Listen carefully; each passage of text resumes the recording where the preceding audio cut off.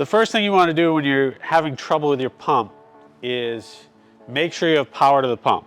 If you have a Wi-Fi battery backup system, you'll get alerted to your phone that you have lost power.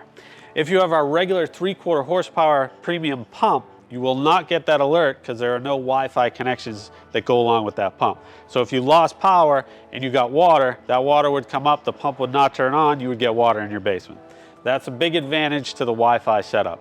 Anything that goes wrong, you'll know in real time, goes directly to your phone, directly to the app. Some of the steps you can take. First step is make sure you have power. Always check your GFCI. What you want to do is go over to your outlet, unplug the unit itself. If there's no lights, usually there's a green light that shows up. That means you have power at this unit. If there is no green light, you want to hit the reset. There's your green light. Plug the pump back in. Go over and check on your computer. Make sure that power light is green now. Now that the power light is green, you have power to the pump. Another thing is your circuit breakers. Make sure you have power to the pump. If you're hooked up to the Wi-Fi and you have the app, if the circuit breaker is tripped and it loses power, you will get an alert to your phone saying that the unit does not have power. Second step is obstructions. What you want to do is unscrew these 2 bolts at the top of the container. They're just hand tightened. Take the front half of the lid off. Make sure there's nothing that's going into this container like a dehumidification hose that's blocking the main float switch from rising up. Make sure there's no obstructions on the bottom of the container, no debris, no rocks. Make sure it's clear of all debris. The third step you can do is go behind the actual unit itself, the computer, and behind there you have 2 plugs. The float switch is the bigger one, the smaller one is power to the pump.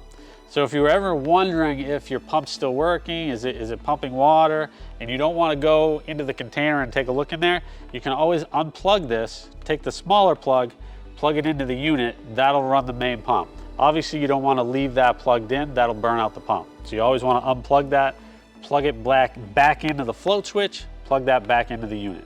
One of the issues we have when people call us and we're getting a lot of rain, sometimes the water is so high and you have so much water going into this container, both the main pump and the backup will turn on. If that's the case, you will still get that main pump fail, even though the main pump is still working. If you ever want to reset this alert, if it's a false alarm, all you have to do is go into your container, lift up your main pump float switch, that'll reset the alert on your computer. So now everything is green.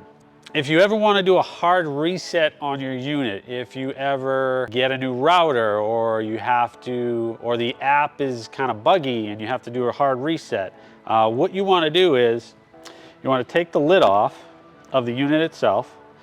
You want to unscrew, it comes with the wrench to take these bolts off. You want to take one of these leads off of the battery. Leave that lead off for a minute. That'll hard reset the unit. Once that minute has passed, you can put the lead back on. You're not going to get electrocuted. Once you screw the lead back on, that'll hard reset the unit itself. You might see that the Wi-Fi light is red once you do a hard reset sometimes. It'll get the Wi-Fi, it'll go green. It'll automatically connect back to your Wi-Fi in your house.